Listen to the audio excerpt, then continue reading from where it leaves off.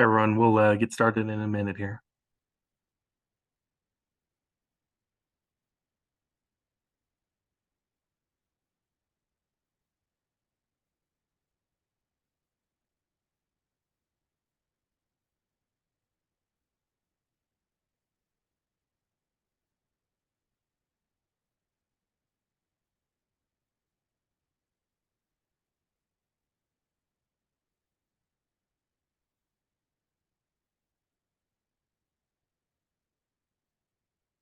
I can't get the Zoom toolbar to stop being in the way. Wait, I hope you can see the website.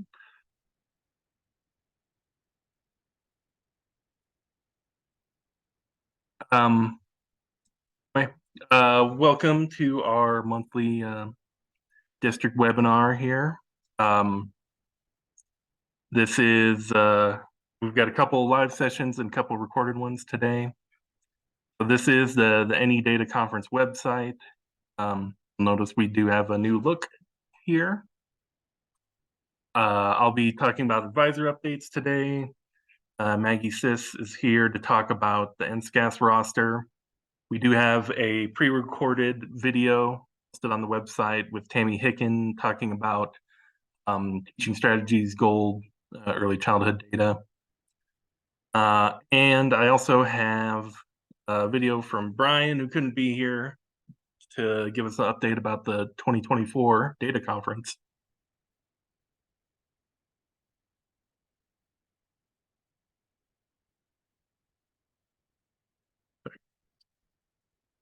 Naomi's giving me tips on how to get rid of the black bar. Oh, yeah, look at that. All right, so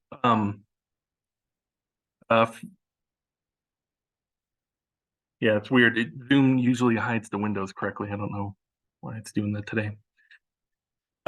Anyway, I want to get started by in the video from Brian, who thought he could be here live, but he had a scheduling conflict. So let me share that video.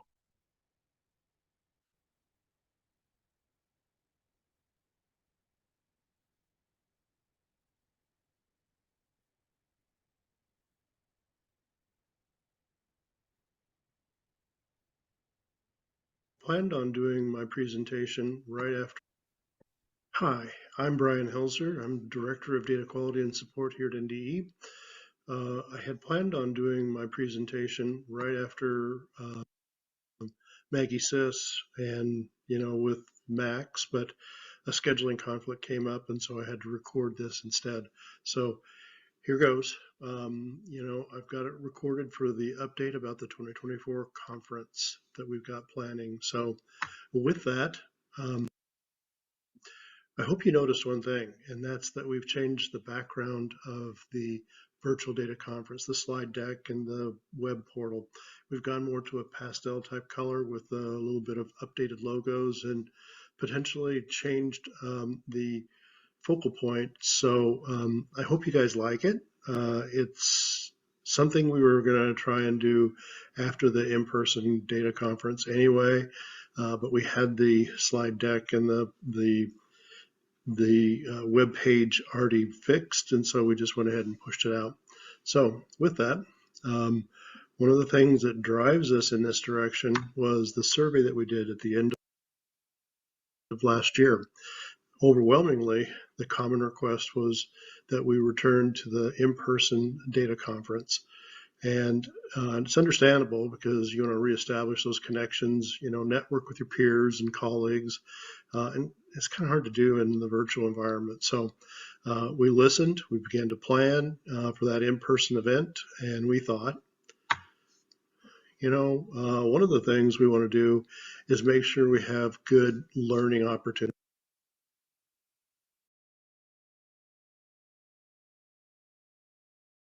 So opportunity to learn at the conference with topics like federal reporting, data visualization, the NEP or Nebraska Education Profile updates in that area, understanding the problems better, like conducting a root cause analysis. Something interesting that I think everyone will be interested in is that AI chat GPT. So we're thinking, that probably would be a good opportunity to learn in this conference. Along with that, we thought it would probably be best if we challenged with some new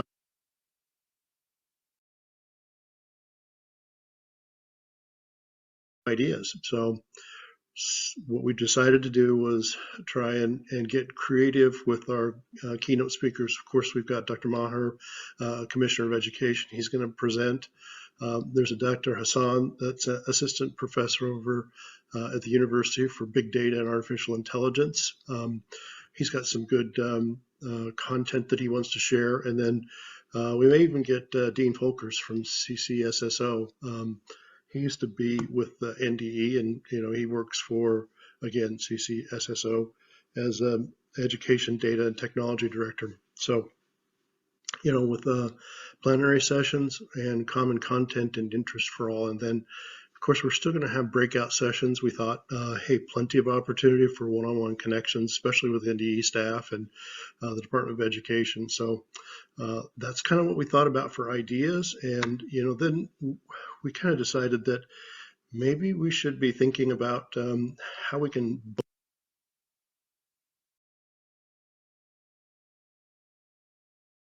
bolster that networking. So, we thought maybe we should do some planned network events, some exhibitor booths, maybe potentially some breakout sessions, panel discussions. There's always going to be impromptu hallway connections, many, many more. So with that, what I'm trying to say is we decided to go to the Jans Conferencing Center. It's in the south. It's a really nice facility. They've got breakout session rooms. They've got exhibitor space, multiple hotels within walking distance, free internet service throughout the meeting facility. And of course, it's convenient because it's in Kearney. It's like 2-3 blocks from the interstate, and it's centrally located. So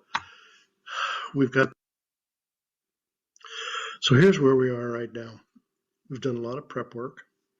But now the important work of gathering the content and putting it into a meaningful schedule so we can get those registrations opened up for the event.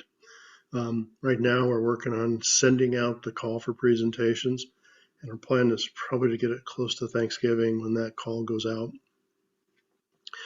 We want to make sure that the presenters have sufficient time after that call for presentation to finalize, what activities they are prepared to do, and then really get to that list of presenters who will help us work on the conference schedule.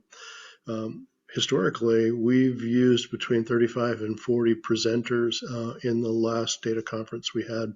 So, we're going to be building that conference schedule as soon as we kind of get that list of presenters and we can put it into the correct logical sense so that we don't have multiple people or single person scheduled in multiple rooms at the same time. So that's kind of our challenge point. Excuse me. Then we're going to work with the presenters to build the content, and prepare for the session in April. Other work's undergoing right now with vendors and sponsors to be prepared to be present at the conference with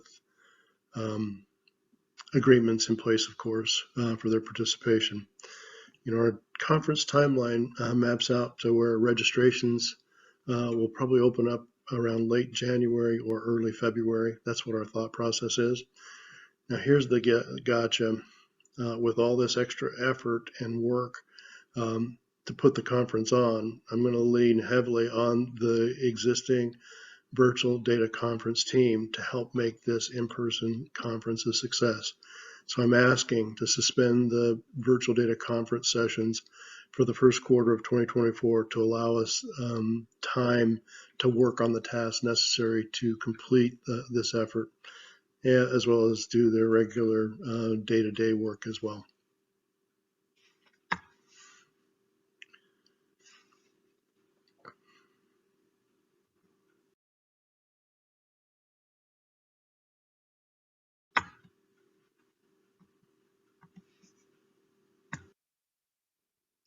So here's the take. We're going to send out another year-end survey to ask for your opinion about how we did this year. what we did right, what we did wrong, if there's areas that we could better serve you, you'd have better interest in. We're also going to indicate, there's also going to be a place if you want to indicate if you want to help present in the face-to-face conference. So you could be part of that call for presentations if you have that desire. Or you could give us feedback about the ask to suspend the virtual data conference for the first quarter of 2024. I know that seems like a long ways, but I know there's a lot of work that has to be done to make sure that we pull off this face-to-face conference. And so just be honest, give me your feedback. We're going to do something different with Qualtrics, and you'll be able to use your mobile phone or you'll be able to use the web browser. So we're trying to solicit your feedback so that we can better serve your desires and your needs. With that, appreciate you listening to this recorded session. Have a great rest of your day. All right.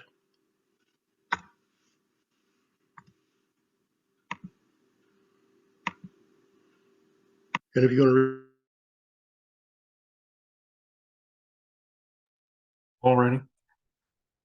Thanks everyone. And thanks to Brian, of course. Like you said, we are planning on halting these the webinars for the next couple of months here. But our nedataconference.com website is definitely going to be the place you want to go for any data about the upcoming conference. So,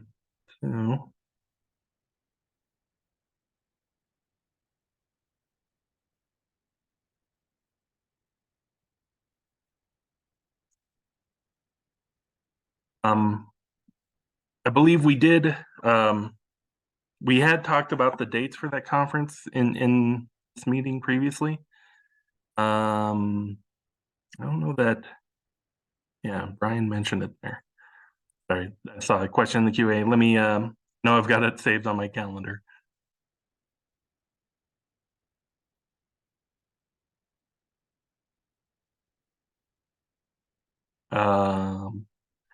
We are looking at Tuesday, Wednesday, April 16th and 17th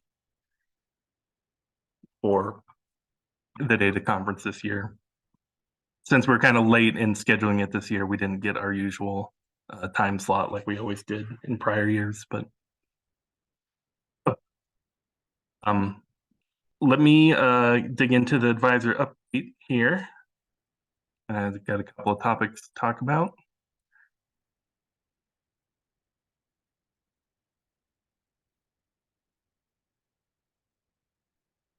So the follow-up collection, we did finish it. It took longer than I would have liked. Maybe it doesn't help that we were kind of late starting the fall collection this year, but when advisor opened up, but still it took us about 3 weeks after the October 2nd due date to work through all the late issues.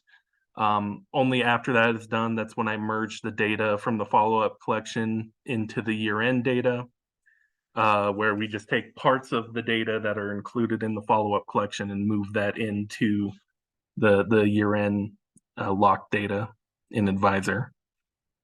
But unfortunately, that kind of delays us being able to set up a few things like getting that final set of 22-23 student data, which we need for the new year's prior school year errors. Also, we use that in demographics for the statewide assessment that goes on the NEP, finalizing Perkins data, stuff like that. But even compared to prior years, there were a lot more issues this year. Districts and vendors in different ways, inadvertently, hurting their prior year's data, which, we help to try to work through. But this leads me to think about for next year, maybe we should consider significantly limiting what you can do in the follow-up window. and maybe that'll really help us avoid issues. I think, yeah, I think, working on the follow-up window is, I want to be able to do it quicker, but I'm sure districts also don't want to be spending that much time on the prior year's data when they're supposed to be working on the new year. So I've got a couple ideas I've thought of about ways we might approach this. I'm definitely here looking for feedback, though. Yeah, please use the Q&A window in Zoom to send me anything you have. So special education and Title I targeted student programs. Originally, that data was part of the follow-up collection really for students that come into the district right before June 30th. Both of those are cases where a student isn't necessarily coming to your district only in the fall enrollment window. It can happen anytime, 12 months a year. So that's why those have always been part of the follow-up window. But we could consider only looking at loading certain data. So really only like looking at students whose begin date is, after June 15th or something like that. Or if we really can limit it to only these students that enter really late in the year, maybe we just do it by request, because I doubt there's many hundreds of these kinds of students. But the biggest change, if we were to make this a policy, is that districts would be expected to get the large majority of their data for I don't think Title I's a big problem, but for special education data would need to be correct by June 30th. I know that we see a lot of districts still having problems and working through corrections on data throughout the whole school year during this follow-up window. We've talked to our special education office about this. They are also interested in pushing for this. We will be starting to really communicate about it probably after the new year, to kind of plan and put out lots of communication that we want everyone to get their special education data correct to us before June 30th. I do understand that could be a big difference for a lot of folks, so that's definitely why I'm here to take any feedback you have. Let's see, Amy's got a few suggestions here. She thinks just doing some kind of form to request late data could work, and encouraging monthly report checks on special ed. I think that's something that our special education office would love. So I think we would have to step up our communication a bit to let everyone know what we're expecting.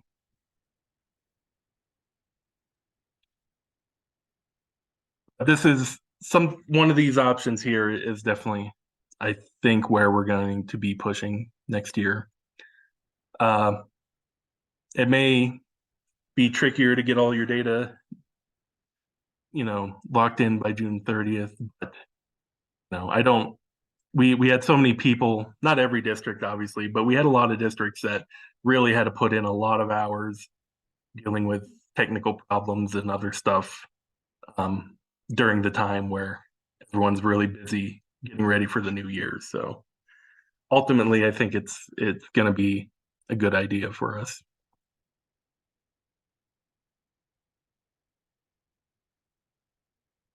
I also want to talk about the course section and grades data. What we do now is essentially all course offering section and grade data is taken during the follow-up window. But originally it was kind of part of the follow-up because we are concerned that some schools don't get all of their asynchronous course data results until after July 1st. Or we've always had this for summer school, which means specifically courses that are listed in the summer semester, as opposed to, makeup grades, or I forget what the term is, but um, students that are doing catch up on their grades in the summer.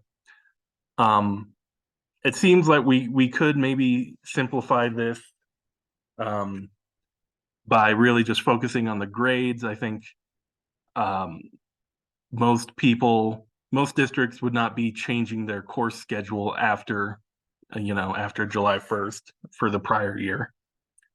There may be, I know a few that uh, bigger districts that have had problems getting all of their course results before that time even. So those might be the exceptions to the rule. So maybe we just look at grades, and I would also probably include attempt statuses, um, as which is technically part of a student section record, um, to be included in the follow up. But all of your course schedule data, the course offerings in the sections, that would just stay locked in. That would also mean that our career and technical ed Perkins data, the instructional unit data, that would be locked in on June 30th. Both of those are just primarily driven off of the course offering and section data, and don't really have to do with what grades students get in them.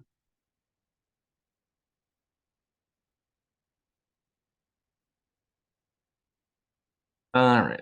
Well, for Q&As, asking about checking against Connect May instead of August to avoid problems with indicator 12. We don't have a direct line to that Connect app, but we do definitely want to check that data sooner. So that is something we will check with the special education office about. But he asked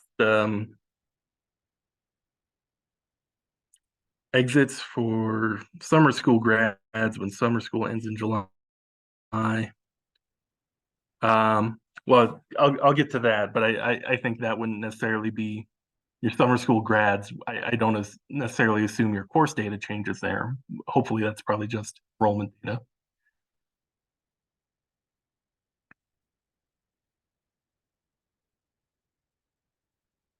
Uh, Amy asked, in general, what happens if a student doesn't get exited on the right date?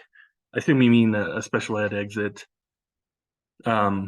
You had a sped student that exited in January of 2023, and this is something we have kind of been dealing with in the last few years. And if an exit is missed on a student, we want to capture that, and the late requests are already done, and it's past time.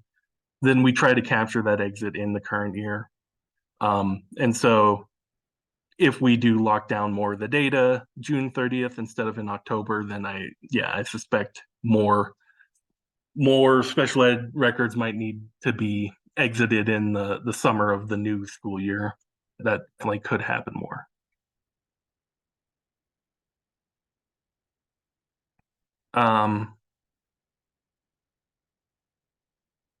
Yeah, and I mentioned summer grads could have grade changes if finishing a course. I think that works if we just say that grades are in the follow-up, but not necessarily changing all of the course schedule. Yeah, especially because I know some SISs it gets complicated with course schedules in one year or another. We saw lots of districts have problems with deleting teachers or something out of, or getting teachers into the wrong year. So that's just another way that if we don't include that in the follow-up, then hopefully we don't have anyone forced to go fix no one that's forced to fix the last year's schedule.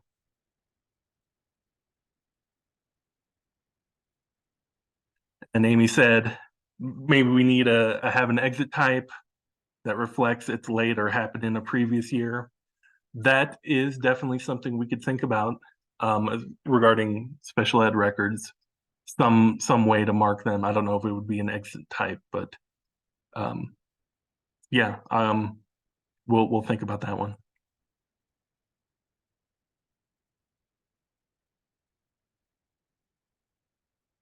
Gary asked, could we have an advisory group chat about this particular topic? I'm not sure what advisory group you're referring to.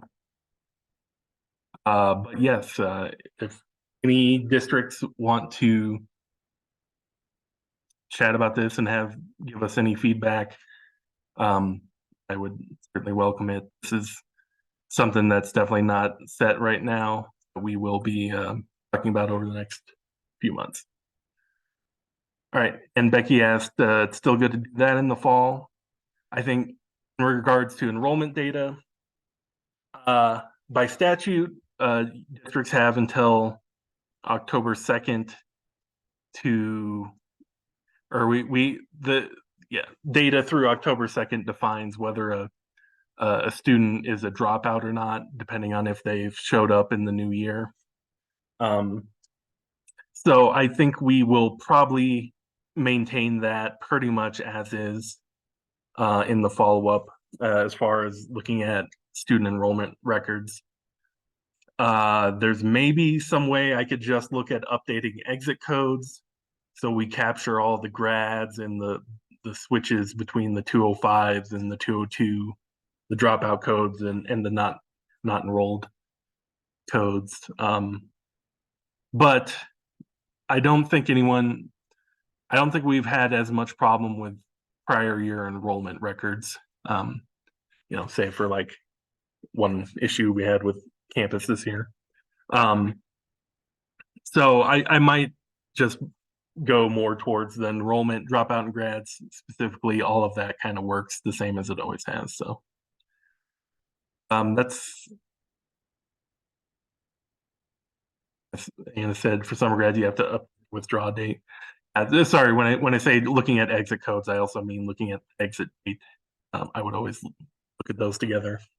But the question is, I'm not sure if people are updating entry dates or putting brand new enrollments in the follow-up window. I think some of that happens. So I might just leave enrollments as is so we don't make it more complicated than it needs to be. Right, but yeah, if you have any other feedback on that, please send us an email to the service desk or email me directly.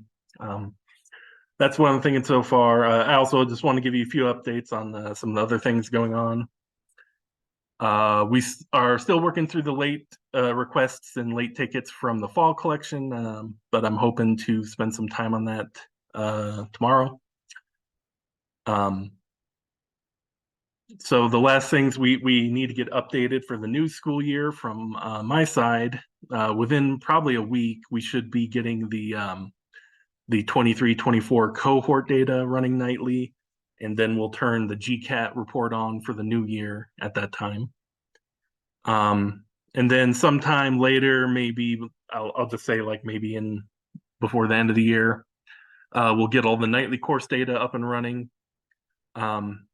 which that nightly course data build that feeds data into the Perkins reports, the instructional unit reports, and the endorsed teacher reports, including that report over an NSSRS validation that lists your teachers out of endorsed area. So we haven't turned those on yet, but generally with as much stuff going on in the fall, I expect this is kind of always the time that we will be turning these systems on. And I know we still have a few vendors that still need to test out some of the changes for this year, specifically around discipline data. So I'm just letting you know I'm in contact with them, and at least one of them is looking to update that in December. So we will I'll stay in contact with the vendors on that. Got a little notice about the CRDC. I did see that they do have official dates for the CRDC collection that's coming up, which again, this is looking back at 21-22 data. And it looks like December 11th through the end of February is when the data collection is. We have some of the existing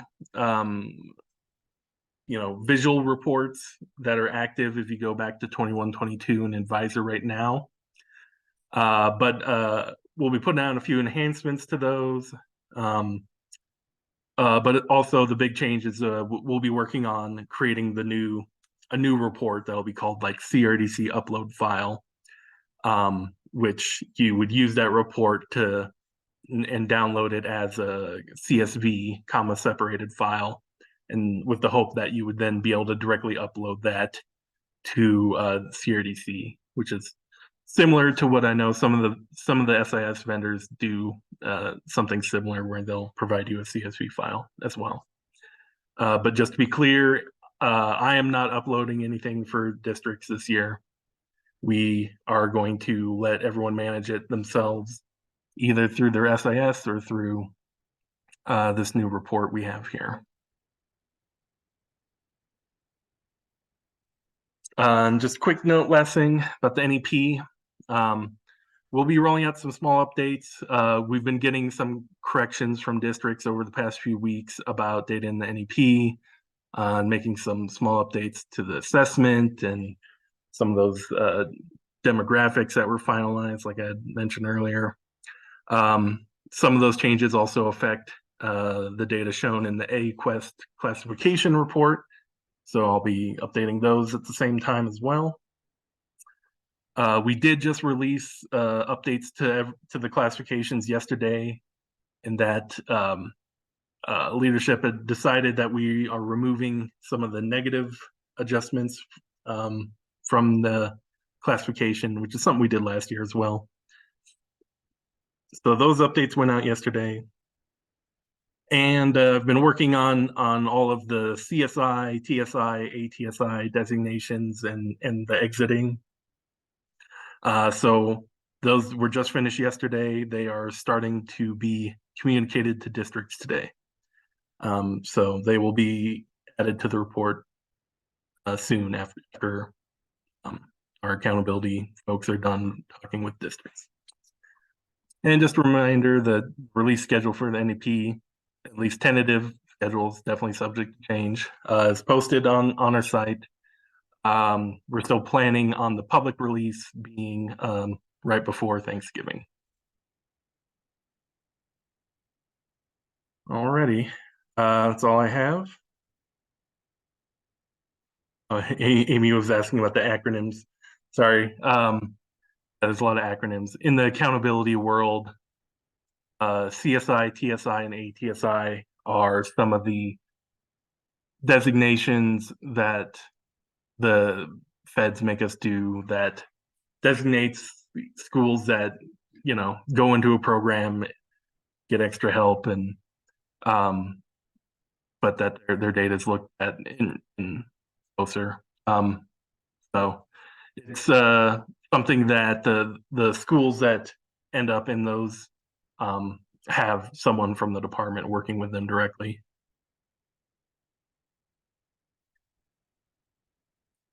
Philip asked, any update on the status of exempt schools? Are any being approved? I couldn't tell you anything about that, Philip. But as far as I know, there are some being approved.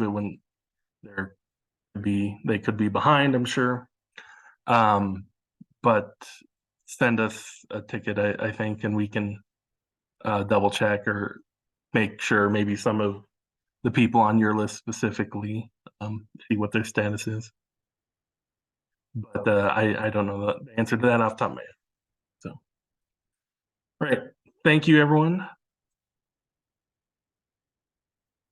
And coming up next, I will turn it over to Maggie Smith about the roster. And Maggie, do you want me to do the slides, or do you want to do it? I can do the slides. Thank you.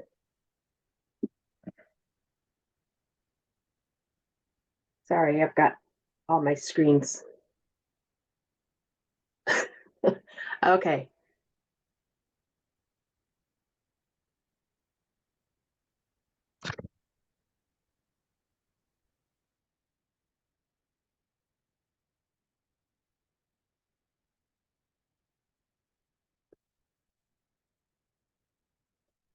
Can everybody see my screen?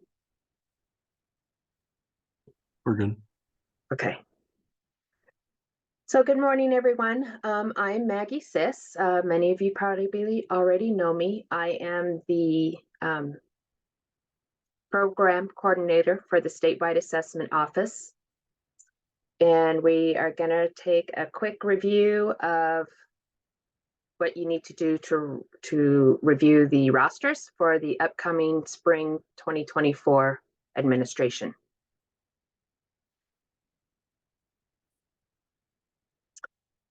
Under the Nebraska Student-Centered Assessment System, or what you know as NSCAS, there are 3 summative assessments that all students in grades 3 through 8 and third-year high school cohorts are expected to participate in each spring. There are 3 separate vendors and testing systems. Therefore, there are 3 different rosters that NDE sends to the vendors, usually by mid-January. The NSCAS growth is with NWEA. It is the newest test system. Most of your students in grades 3 through 8 will be taking this assessment. Something unique about the NSCAS growth is that you can take there are 3 administrations in the year. The fall and winter administrations are optional, but the spring administration is mandated by the state, and all districts will take the spring administration. This may change in 24-25, but we will keep you informed of any changes. The roster files NDE provides to NWEA are used to compare district data in Acacia Manage to identify any anomalies between the district and the state data. So districts still have to upload their own rosters into MAP or CAP, but we will run NWA will run comparisons to make sure all 3 systems have the same data. And at the end of the spring administration, the NWEA will ingest state data for the demographics, such as EL status, IEPs, ethnicity, etc. The NSCAS alternate assessment is for the handful of students with the most significant cognitive disabilities in grades 3 through 8 and your third-year high school cohorts. The vendor is DRC, and their test system is called Insight. The ACT is required for all third-year high school cohort students, unless they are taking the NSCAS alternate. And our vendor for that, of course, is ACT. And the state system is called Pearson Next, often referred to as PA Next or PAN. And we will also touch base on the English language testing, the ELPA 21 and Alt ELPA that are provided by the Cambium assessment.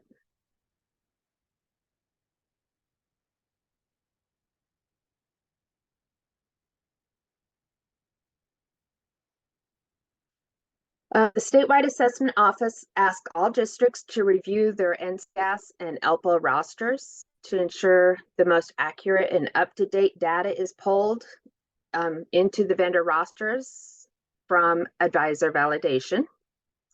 To review these reports, you want to log into advisor validation through the NDE portal. Ensure you have the correct school year. I like to point this one out because like right now I'm going back and forth between 22-23 and 23-24. You want to click on students in the verification reports. And then for the ELPA 21 and Alt ELPA, you want to click on the English Learner tab, where you will see several reports, including the English Learning Language testing. And this is your reports to verify your roster for the ELPA and ELPA 21, or Alt ELPA and the ELPA 21. And if you do have any questions regarding your ELPA's rosters, we do have a new Title III ALPA 21 School Improvement Specialist, and her name is Julie Otero, and I will have her information at the end of the slideshow.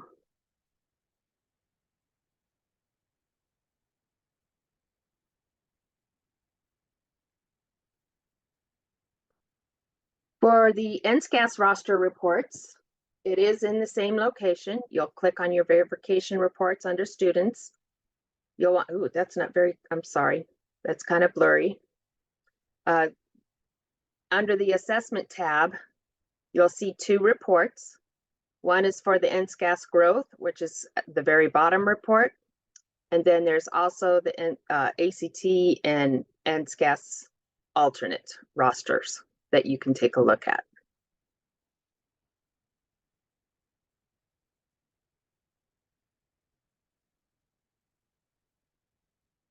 On the NSCAS ACT alternate roster report, you will have, when you click on it, you will have a pop drop down, and you can choose between the two rosters, either the alternate or the ACT. Once the report is loaded and you download the file to take a closer look at the data, the NSCAS reports provide key student data elements that need to be reviewed for accuracy. Districts need to make data corrections first within your SIS or your SRS and publish the corrections to advisor. With the exception of name changes and date of birth, those will have to, you need to update it within advisor person ID. The district should review their NSCAS rosters for the winter administration now. In fact, I'm looking at my calendar. Between November 6th and 10th is when NWA recommended that you upload your winter rosters. Again, we're going to send up a roster in January to compare your winter data to what is an advisor, and I'll be reaching out to you if there are any anomalies. And of course, down here at the bottom, these are the key data elements that you want to take a look at.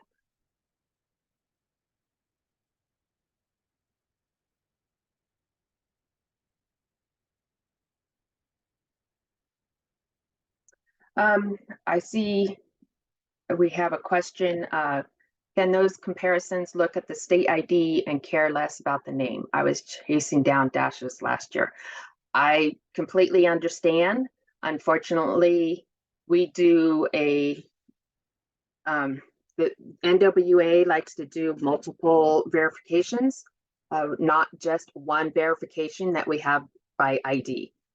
And we've had, and I understand this because we've had multiple ID errors where once, we have a name that doesn't match the ID in advisor.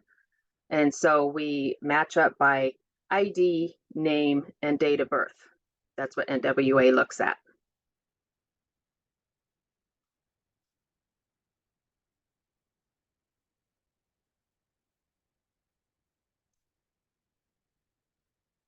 So here are the student population for each assessment. For the NSCAS growth in general science, it's grades 3 through 8. Your full-time equivalency is 51% or higher. Full-time equivalency is not necessarily the number of hours a student is attending school. It's based more on the percentage of services the district is providing to that student. So if the student's only there for 2 hours a week, however, you're the only resource for education for this student, that student's FTE would be at 100% and would be expected to test.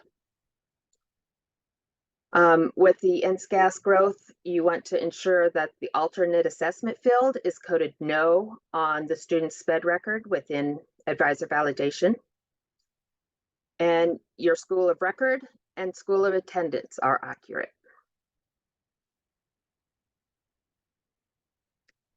For the alternate assessment, Again, grades 3 through 8, third year cohort, which is 2025 this or for this spring. FTE of 51% or higher. But this time you want to make sure the alternate assessment field is coded yes on the SPED record. And of course, review the school record and school of attendance.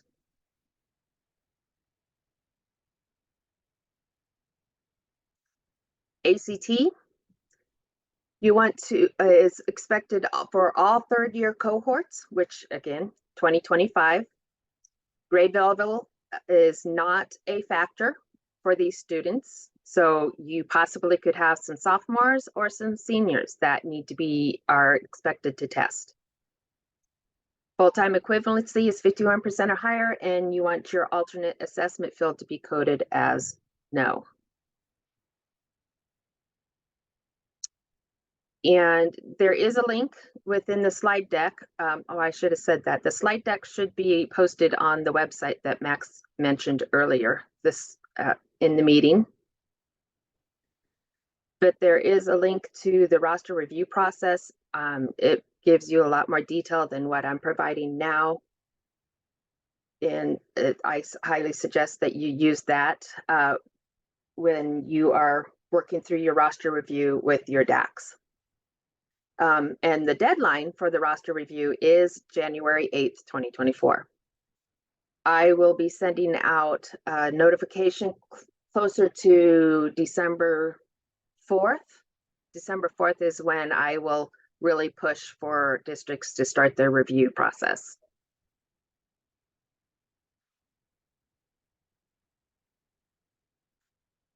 So once all of the vendor files have been sent up, or ND has sent up the files, any changes, obviously there's going to be student changes after the January 8th deadline.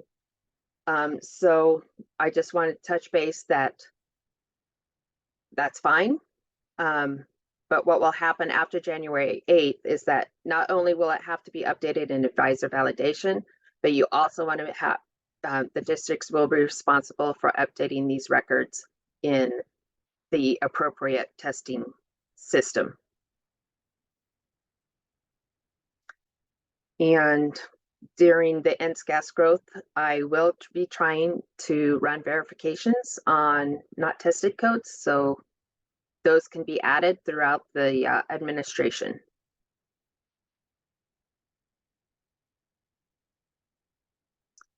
Couple of things I want to remind folks of are your homeschooled students. We do have I believe we have a new advisor validation report that you can check for these students and see what status they are. If the students are in a submitted or a pending status, you can update advisor with a 205 enrollment code. That way they'll be removed from the roster files. And I also want to stress your external program students. These are your students that are attending a Rule 18 program, any of the ESU schools or programs, or a contracted agency, approved agency. Districts are still responsible for testing these students. I suggest that you start reaching out to the programs now, just to make sure everything is in order. And the closer we get to the spring term, we want to make sure all of the coding is accurate in the testing, in the vendors' testing systems. Here is the test windows for 23-24. Also, I included a link to this. And this is something that you can print out, put on your bulletin board, so that you can stay aware of when things need to start happening. And then we also have some key dates that are coming up. We're already, the winter administration for NSCAS growth will begin on 12/4. The student and Test management will open next week on the 13th. Excuse me. We have open enrollment opening in PA Next for the ACT on the 1/15. And we have the alternate will open up. That one is yet to be determined. Originally, we were thinking 3/11, but that might change so that you have a few more weeks. NSCAS Growth Administration for the spring will not open until 3/11, and that is due to map growth testing windows. We can't overlap. And then also at the bottom, we have the training for the spring that are coming up. ACT has 2 sessions. The first session will be all about paper testing, and the second session will be all about online testing. We'll have another Q&A for NSCAS Growth on March 7th, and the alternate training, we'll have 2 dates that you can choose from. You do not have to attend both, and those have not been scheduled yet. Here are some ELPA 21 key dates that they shared with me.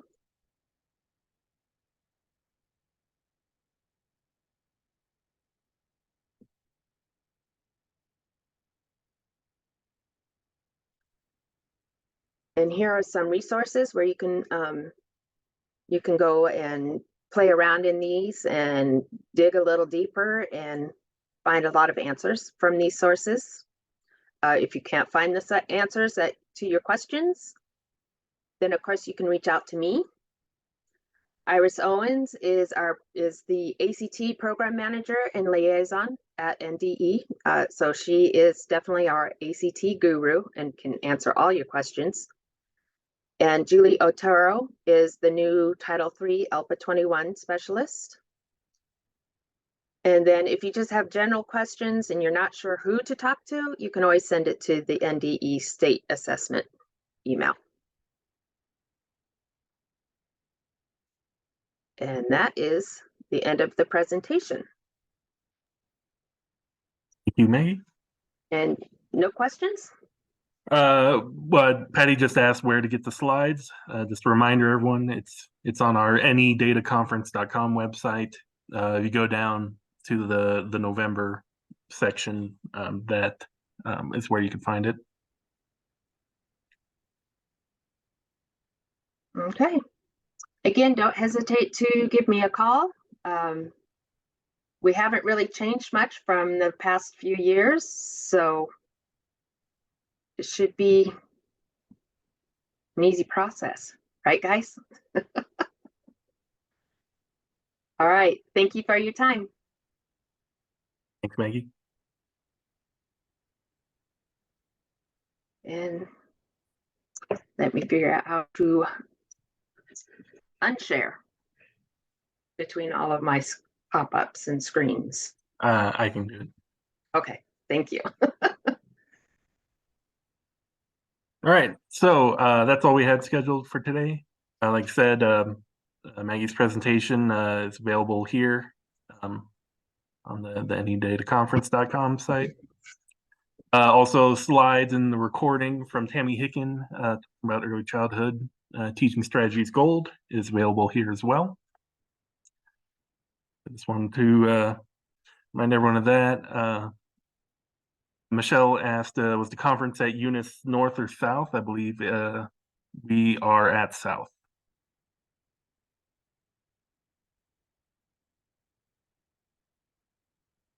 According to Brian.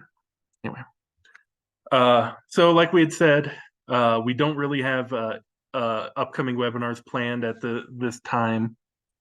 We've typically never done a December one anyways, as you know, we didn't want to overlap with anyone's holiday time. But so all I will say is check back to the data conference website, as well as I'm sure we'll be sending out bulletins as we get more things posted about upcoming data conference. I believe we will keep using the same website even for the in-person conference as well.